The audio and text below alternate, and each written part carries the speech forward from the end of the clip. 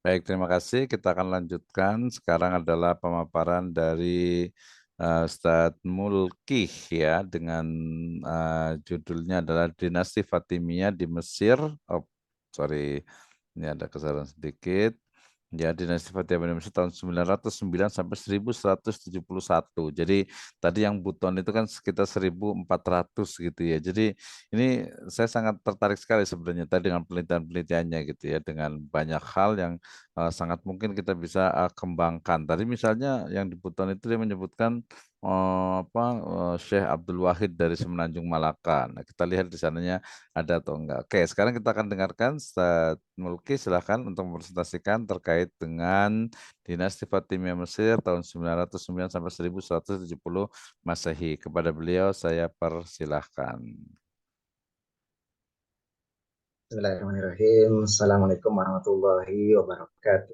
Waalaikumsalam warahmatullahi wabarakatuh. Alhamdulillahirabbil alamin. Wassalatu wassalamu ala sayyidil mursalin wa ala alihi washabbihi ajmain. Amma ba'd. Terima kasih kepada para dokter yang telah memberikan waktu mungkin 5 sampai 10 menit dokter ya. Ya, siap. Untuk memaparkan dinasti Fatimiyah, yang mana dinasti Fatimiyah ini masuk dinasti yang hadir atau lahir pada masa disintegrasi, yang mana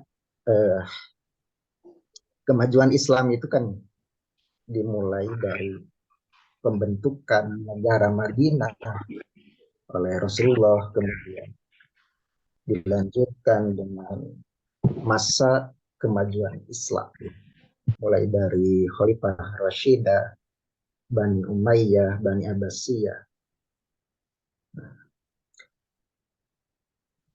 Next, Pak Dokter. Adapun yang menjadi latar belakang berdirinya dinasti Fatimiyah ini diawali dengan mungkin loyalitas terhadap Khalifah Ali bin Abi Thalib, yang menjadi isu terpenting bagi komunitas Syiah untuk mengembangkan konsep Islam, bahkan melebihi isu hukum dan mistis, sehingga pada abad ke-7 mungkin ke-8 masa itu isu tersebut mengarah kepada gerakan politis, sehingga ya yang dalam hal ini berbentuk perlawanan kepada Khalifah Umayyah dan Abbasiyah, sehingga Abbasiyah mampu berkuasa mungkin ya dalam tempo yang begitu lama, ya akan tetapi kan periode kemasannya itu berlangsung singkat, sehingga puncak kemerosotan kekuasaan Khalifah Abbasiyah itu ditandai dengan berdirinya khalifah-khalifah kecil yang melepaskan diri dari kekuasaan politik Khalifah Abbasiyah.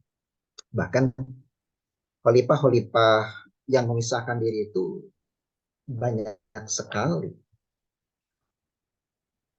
Kalau di sumber yang lain itu ada yang di Persia, misalnya ada dinasti Tohiriyah di Kurasa, Safariyah, Samaniyah, Transoksania, Sajiyah di Azerbaijan, ada Buwaihiyah yang selanjutnya menguasai Baghdad juga. Kemudian di Turki juga ada, yaitu dinasti Tuluniyah. Kemudian Iksidiyah, Ghaznawiyah di Afghanistan. Bahkan ada dinasti Seljuk juga. Ada Seljuk ini banyak juga ya, ada Seljuk besar, Seljuk di Kirman, kemudian di Syria. Kemudian di Kurdi ada Al-Barzukoni, ada Abu Dali, Ayubiyah. Yang berbangsa Arab, Idrisiyah di Maroko, Aglabiyah di Tunis, Nah, sehingga awal sejarah berdirinya dinasti Fatimiyah ini di Tunisia ya, kalau dulu mungkin namanya Ipriki ya, tepatnya di 909 Masehi. Nah, dinasti Fatimiyah ini disebut juga Al-Fatimiyun, satu-satunya dinasti Syiah yang dalam Islam ini penamaannya dinisbatkan kepada Fatimah Az-Zahra, putri Nabi Muhammad SAW. Sehingga kebangkitan dinasti ini berasal dari satu tempat yang kini dikenal dengan Tunisia. Bahkan kemunculan dinasti ini diakibatkan oleh tuntutan yang namanya apa itu, imamah ya, sebagai khalifah atau pengganti Rasulullah setelah wafat. Bahkan lebih jauh, Syiah ini merupakan protes politik terhadap penguasa sebagai tandingan bahkan bagi penguasa dunia Islam pada saat itu. Mungkin yang berpusat di Baghdad, dinasti Abbasiyah. Nah, protes politik ini dilakukan dengan jalan konfrontasi. Sehingga para penguasa Muawiyah dan Abbasiyah ini tidak ragu-ragu membunuh keluarga dan mengintimidasi pengikut Syiah. Kemudian Fatimiyah sendiri dinasti Syiah yang dipimpin oleh 14 khalifah atau imam di Afrika Utara. Sehingga ya kalau kita lihat peta kekuasaan dinasti Fatimiyah ini luar biasa. Ada yang nyampe ke Italia dari Afrika, kemudian melewati Laut Mediterania ke Italia, ke Malta juga. Kemudian Mesir ya, Kairo. Next, Pak Dokter.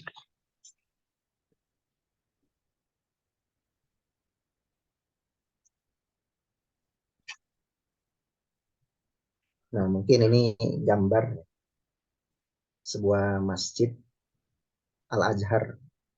Nah, kalau sekarang ada kekhalifahan Aglabiyah, Iqsidiyah di Tunis ya, Mesir. Kemudian ada Muwahhid, ada kerajaan Yerusalem juga, termasuk negara apa ini Sisilia. Kalau sekarang mungkin masuk Italia. Next, Pak Dokter. Oke.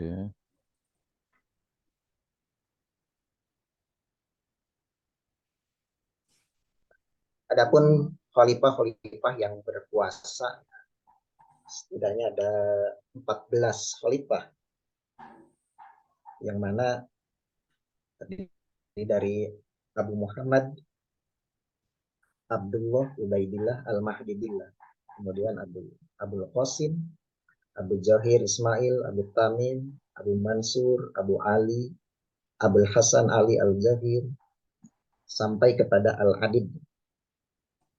Ada 14. Dan konon katanya dikisahkan bahwa khalifah 1 sampai 4 ini, 1 sampai 7 ini mengalami stabilitas yang luar biasa. Dan yang 7 selanjutnya, ya, dari 8 sampai 11 itu mengalami kemunduran. Next, Pak Dokter.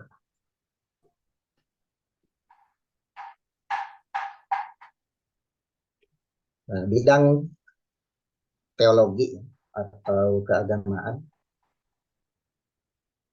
di dinasti Fatimiyah ini dalam urusan keagamaan menyusun sebuah lembaga dakwah, yang mana lembaga dakwah ini sangat tendensius ya untuk kepentingan politik Syiah. Dan bertanggung jawab mungkin politiknya ya kepada yang memimpin lembaga dakwah ini, bertanggung jawab langsung kepada khalifah dengan tugas menyebarkan paham Syiah itu sendiri. Tentu paham Syiah Ismailiyah ini ke berbagai wilayah kekuasaan dinasti Fatimiyah. Kemudian dakwah melalui hubungan dagang, menurut riwayat bahwa dakwah melalui hubungan dagang ini sampai kepada Samudra Hindia, Afrika, bahkan Eropa. Kemudian membangun sejumlah makam imam-imam Syiah, seperti misalnya Imam Hussein di Mesir, bahkan memindahkan kepalanya dari Askalon ya, ke Kairo, sebagai mungkin bentuk pemuliaan kepada imam mereka yang maksum, sekaligus sebagai figur penyelamat, istilahnya Mesianis Al-Mahdi. Hal ini di samping dimaksud sebagai dakwah, juga sebagai legitimasi keagamaan bagi imam-imam dinasti Fatimiyah yang berkuasa berikutnya, sebagai salah satu keturunan dari imam. Kemudian membangun masjid-masjid, diantaranya adalah Masjid Al-Azhar dan juga Masjid Al-Hakim. Next, Pak Dokter.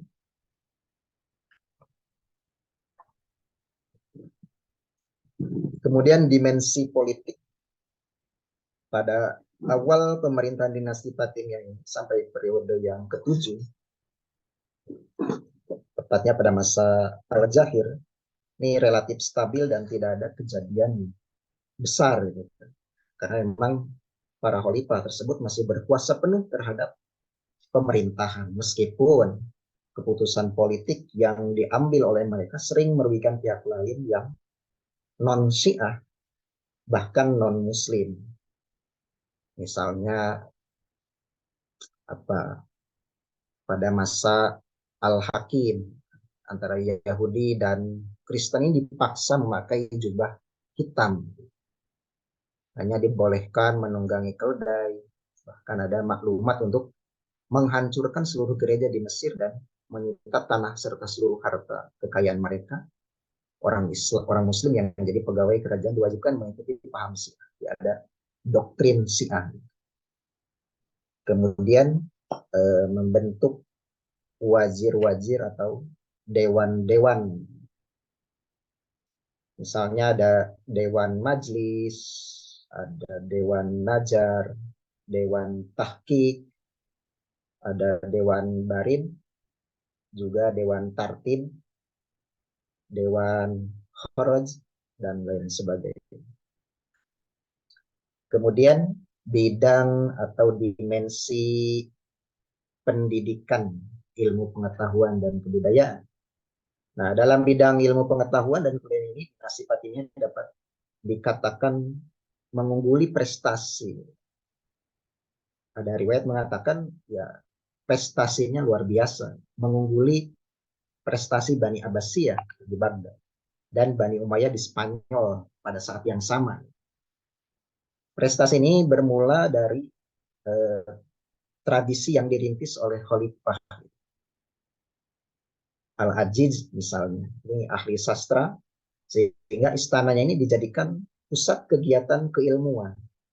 Jadi pusat di istana ini di samping sebagai pusat pemerintahan juga dijadikan sebagai pusat kegiatan keilmuan, diskusi para ulama, fuqaha, qurra, nuhat, dan ahli hadis serta para pejabat.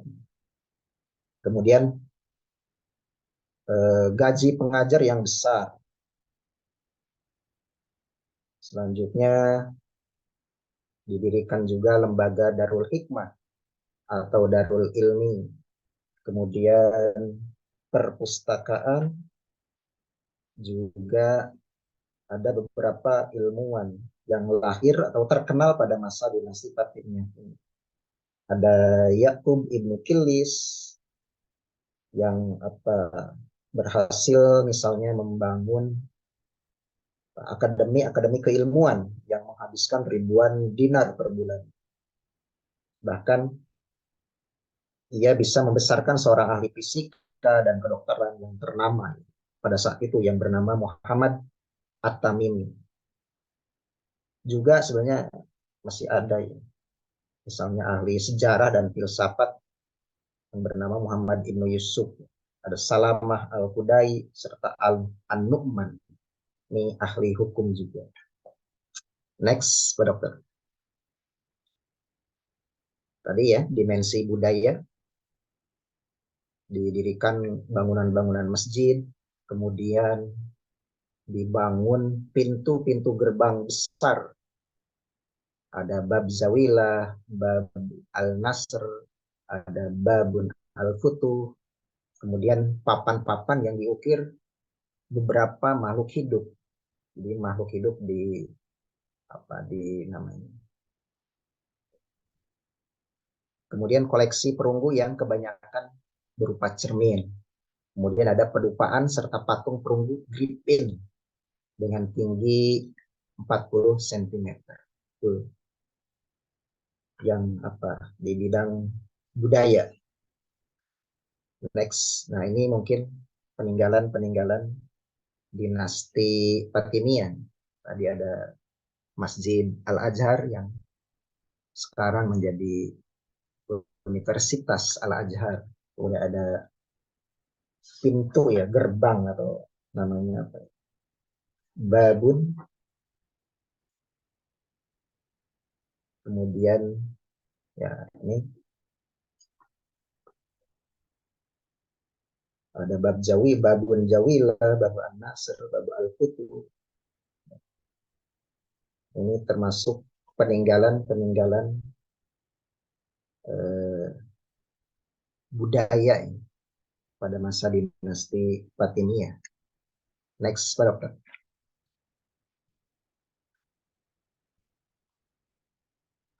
Kemudian ada dimensi sosial,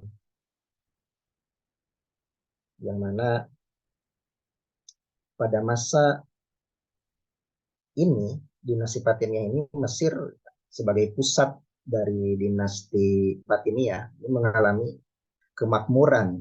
Kalau bicara sosial pasti ekonomi menjadi sesuatu yang tidak bisa dipisahkan. Sementara ekonomi dan kesejahteraan sosial ini saling keterkaitan. Bahkan mengungguli Irak, Baghdad, dan daerah-daerah lain di dunia Islam pada masa itu. Bahkan diceritakan oleh seorang Persia yang menjadi propagandis Ismailiyah, misalnya Nasir Khusraw, ketika ia berkunjung ke Mesir tahun 1046 sampai 1049 Hijriah, Istana Khalifah ini mempekerjakan 30.000 orang. 12.000 orang diantaranya adalah pelayan dan 1.000 orang pengurus kuda. Ini sesuatu yang luar biasa. Kemudian dinasti Fatimiyah ini berhubungan dagang juga dengan dunia non-Muslim. Karena Mesir ini kan sebagai pintu antara dunia timur dan barat, ya, antara Asia dan Eropa. Kemudian lahir juga tradisi hari-hari perayaan. Ada Maulid Nabi, hari jadi Sayyidina Hasan dan Hussein, serta hari jadi Siti Fatimah, termasuk 10 Asyura itu ya. Next, Pak Dokter.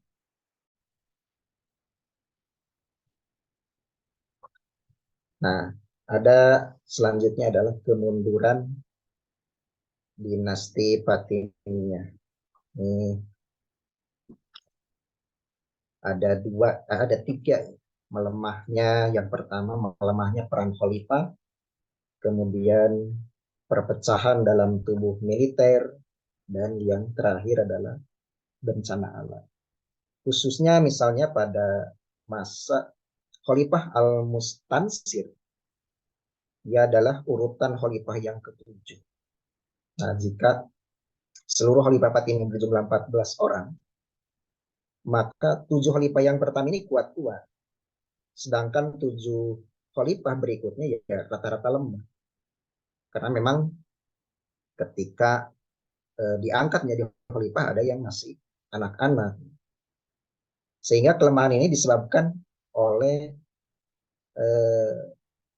dinobatkannya khalifah ya ketika usia mereka masih muda. Misalnya Al-Hakim di usia 11 tahun, Al-Zohir berusia 16 tahun, Al-Amir misalnya berusia 17 tahun. Bahkan Al-Faiz ini dikatakan masih balita. Dan yang Al-Azid ini khalifah terakhir dinobatkan dalam usia 9. Jadi lemahnya para khalifah ini menyebabkan tampilnya orang-orang kuat dan berpengaruh sebagai pemegang kekuasaan yang sebenarnya. Dan bahkan khalifah hanya sebagai ya boneka, boneka dari orang-orang kuat. Misalnya ada Barjawan, misalnya seorang gubernur Al-Hakim, ada Sid Al-Mulk, ada Bibi Al-Zahir dan Al-Azfar. Ini Perdana Menteri Al-Amir yang tampilnya memang orang-orang kuat sehingga mengakibatkan kecemburuan di pihak saudara-saudara para khalifah. Kemudian yang kedua ada perpecahan dalam tubuh militer. Nah, militer di dinasti Fatimiyah ini setidaknya ada tiga unsur kekuatan. Pertama ada unsur bangsa barbar yang sejak awal ikut berjuang mendirikan dinasti Fatimiyah. Bangsa barbar ini adalah bangsa Afrika.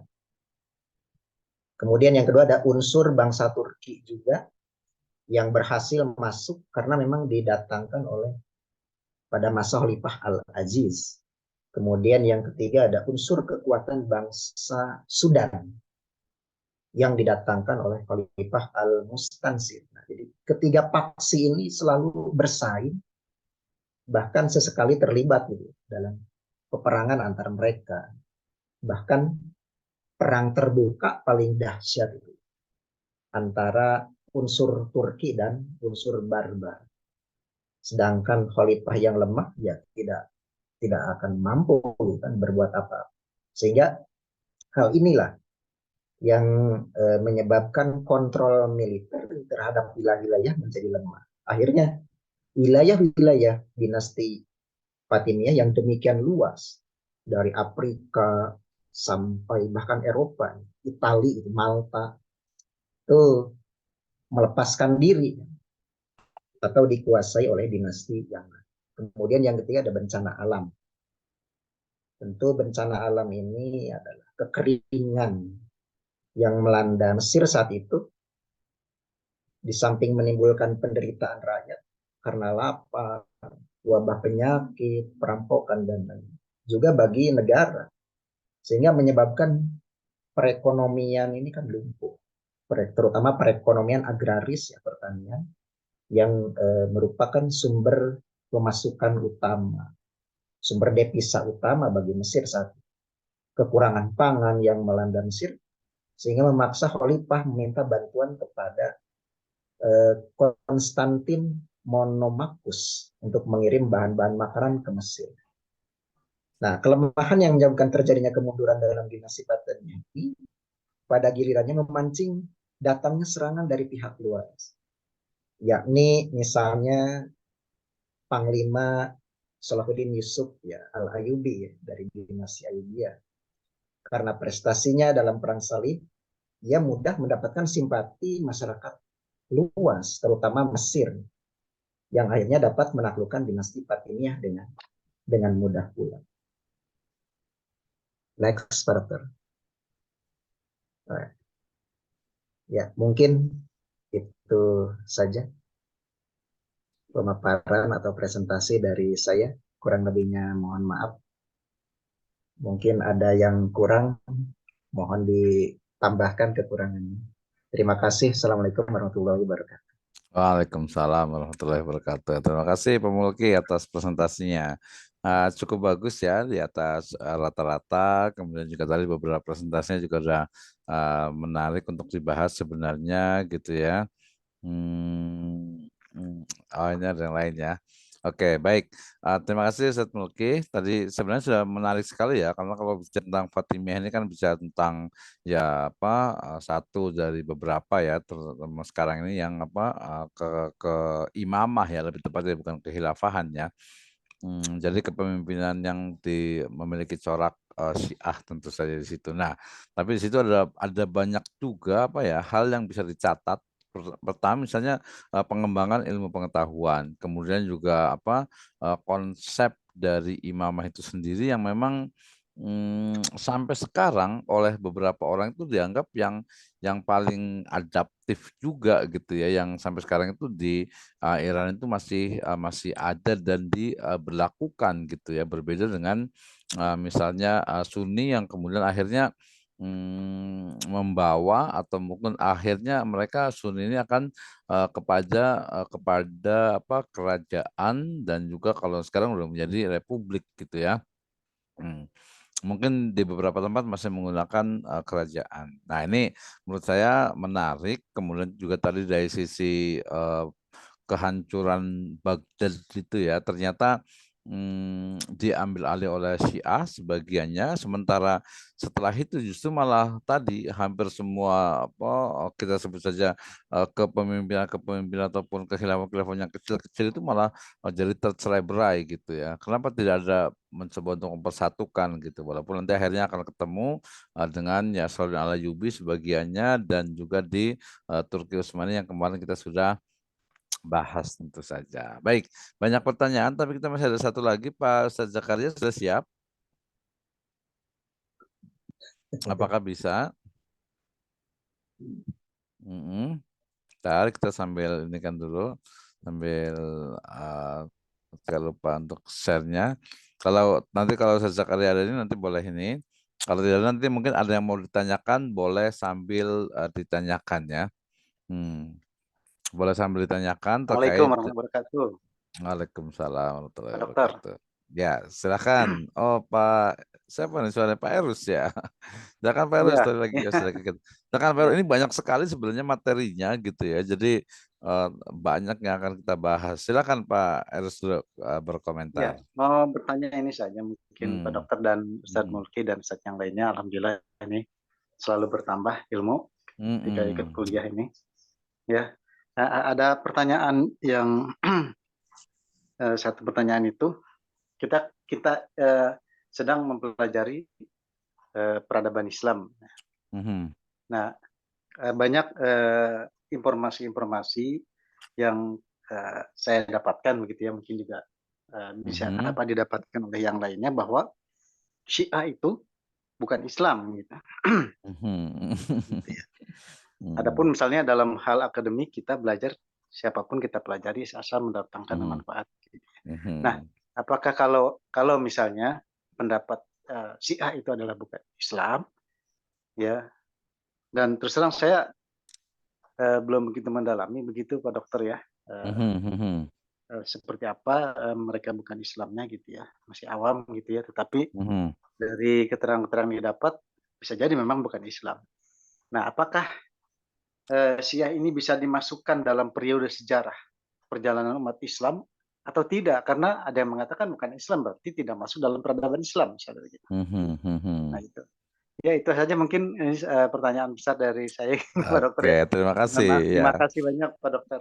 Oke, terima kasih. Nanti saya mungkin boleh komentar ya, karena mata kuliah kita kan sejarah peradaban Islam gitu ya, bukan sejarah peradaban Syiah gitu ya. Nah, tapi mungkin kayaknya Abu Muhammad mau komentar kali. Kira-kira istilahnya apa ya? Ya pengkafiran ya, artinya Syiah dianggap sudah keluar dari Islam itu sejak kapan gitu ya? Berarti mungkin Fatimah itu nggak usah dibahas. Itu mungkin seperti apa doktrin-doktrin mereka gitu sehingga kemudian memang ulama misalnya ada fatwa, oh sudah keluar dari Islam sejak kapan gitu. Silakan ada yang mau komentar atau Pak Ustadz Mulki dulu nih. Kayaknya Pak Nur Huda boleh juga, silakan Ustaz Abu Hamad. Komentar dulu nggak apa-apa. Saya kembalikan dulu ke Pak Mulki. Nanti kalau masih ada waktu, insya Allah saya lanjut. Ya, silakan Ustaz Mulki.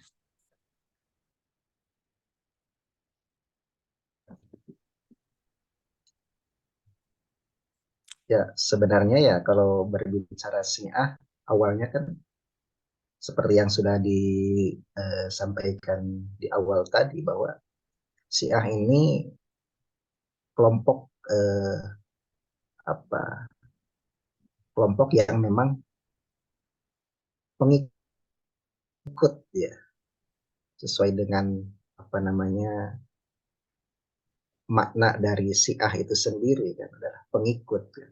Tentu pengikut atau pendukung Ali ya, yang memang Syiah ini ya kalau kita misalnya pada periode kekhalifahan kan, memang dibumbui oleh siapa yang namanya Abdullah bin Sabah itu mungkin, sehingga Syiah ini jadi membentuk sebuah aliran yang pada akhirnya untuk eksistensi mempertahankan pendapatnya itu ya menjadi sebuah aliran yang berbeda gitu kan, bahkan di beberapa negara misalnya Malaysia dan Indonesia juga kan para ulama memfatwakan bahwa Syiah ini udah keluar dari ajaran Islam gitu kan. Misalnya pada praktek ibadah sholatnya itu berbeda gitu kan, minimal ada dua itu kalau nggak salah. Jadi kalau ketika sujud, orang-orang Syiah itu meletakkan semacam batu yang terbuat dari tanah atau batu lah. Kemudian ketika bangun dari sujud itu, mereka menepuk-nepukkan pahanya itu. Mungkin berawal dari situ akhirnya ya Syiah juga akhirnya fatwa ulama itu bahwa Syiah sudah keluar dari Islam. Mungkin seperti itu Pak Dokter. Mungkin Oke, ada. terima kasih Ustaz Mulki. Ke Abu Hamad sekarang. Mungkin sejak kapan sih sebenarnya Syiah ini dianggap kafir gitu ya? Mungkin apakah Fatimiyah itu juga sudah termasuk bukan Islam dan seterusnya. Silakan Ustaz Nur Huda. Terima kasih Pak Tur dan para asisten. Ini saya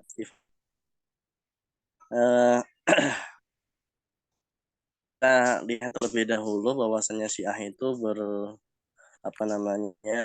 berkelas-kelas ya, mulai dari bulat yang paling ekstrim.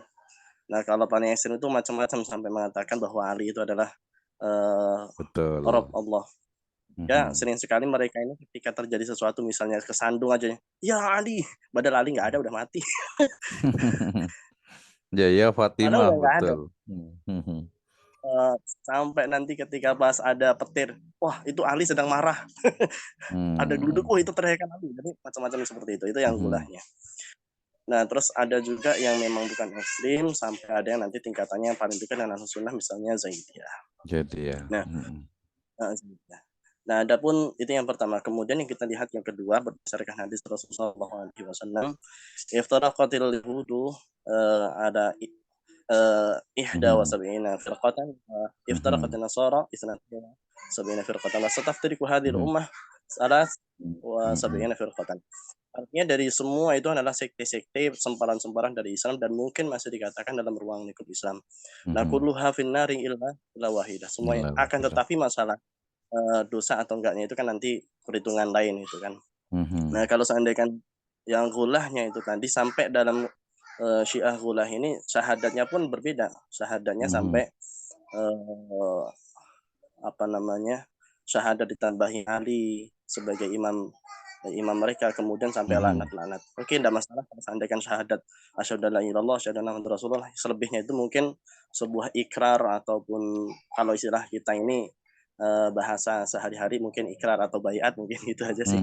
Nah, adapun Nah, adapun kenapa kalau seandainya para ulama memasukkan dinasti Fatimiyah ini masih dalam peradaban Islam, apakah kita setuju atau tidak kalau seandainya Syiah itu sendiri sudah dihukumi keluar dari Islam. Memang ada beberapa ulama yang menghukumi keluar dari Islam, tapi kalau saya masih setuju bahwa dinasti Fatimiyah itu sendiri masih masuk dalam ruang lingkup peradaban Islam. Pertama dari dua hal. Yang pertama itu dari berdasarkan hadis Nabi itu bahwa Rasul tidak mengatakan bahwa mereka adalah keluar dari Islam, akan tetapi itu masih dalam ruang lingkup Islam, akan tetapi mereka adalah masuk neraka. Nah, masuk neraka ini bukan berarti kafir karena bisa kemaksiatannya atau karena dosa-dosanya, tapi tetap dikatakan Islam. Kemudian yang kedua, karena pada waktu itu bukan hanya pemerintahnya saja tapi yang kita bicarakan, akan tetapi kaum muslimin dan tidak semua umat Islam yang di bawah pemerintahan itu semuanya adalah Syiah. Kalaupun seandainya kita fardukan naftaridu ala anna haula'i Syiah laisu minal muslimin, fa kama arafna bi anna khilafata Fatimiyyin laisa faqat al-kalamuna haula haula'i ulah wa innama kadzalika begitu juga pembicaraan kita adalah kaitannya dengan masyarakatnya. Dan perlu kita ingat sebagaimana dikatakan oleh para sejarawan yang saat ini masih kita bunyikan, misalnya apa itu namanya, marhabanan ya, atau yang disebut dengan Al-Barjanji. Al-Barjanji sekalipun itu ya peninggalan dari Syiah Fatimiyah. Wallahu taala alam, Dokter.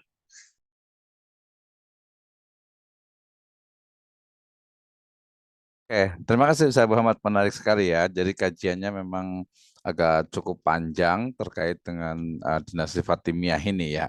Mungkin saya juga akan lebih setuju ketika ya mereka banyak melakukan bid'ah, banyak melakukan kesalahan, banyak melakukan bahkan dosa besar karena tadi pembunuhan-pembunuhan juga banyak mereka lakukan gitu ya. Tetapi ini kemudian juga sebenarnya kalau kita lihat dari sisi sejarah juga bukan hanya Fatimiyah kalau terkait dengan pembunuhan, padahal kan waman qatala mu'minan muta'ammidan fajazauhu jahannam khalidina fiha atau khalidan fiha gitu ya. Khalidan fiha. Nah, itu sebenarnya juga dosa besar juga. Artinya memang ya cenderung bahwa keyakinan mereka memang sudah masuk ke dalam dosa besar gitu ya, kemudian juga bid'ah yang memang sesat gitu, tapi memang sebagiannya di beberapa buku referensi itu memang masih masukkan dinasti Fatimiyah, tetapi kemudian ini juga bukan berarti menerima dari keyakinan Syiah, sama seperti sekarang ini ya, kalau kita bicara tentang Islam dalam konteks global itu kadang Syiahnya juga masuk gitu ya. Termasuk juga di Indonesia. Di Indonesia kebetulan saya sempat ngajar di Depok itu STAI Madinatul Ilmi, itu ya emang Syiah banget gitu ya. Syiah sekali itu, di situ kaderisasi grupnya Lazuardi dan sebagainya. Nah, itu juga, tapi di Indonesia juga diakui sebagai Islam juga gitu. Nah, ini perlu adanya analisis, perlunya ada ya ini kita lebih mendalam gitu ya pembahasannya gitu. Kalau terkait dengan memang sikap apakah itu termasuk masih Islam atau bukan, ya sama gitu ya. Wallahu a'lam bishawab, bahwa mereka adalah ya pelaku bid'ah gitu ya, pelaku dosa besar karena banyak pembunuhan yang dilakukan gitu ya. Jadi nanti kita serahkan kepada Allah Subhanahu wa taala. Tapi konteks yang sekarang itu sudah jelas karena fatwanya itu sudah sangat clear sekali terkait dengan bahwa Syiah itu bukan Islam. Baik, waktu kita tinggal 10 menit. Ini masih ada Pak Zakaria untuk mungkin boleh mempresentasikan sekilas saja sekitar 5 menit terkait dengan materinya. Serta saya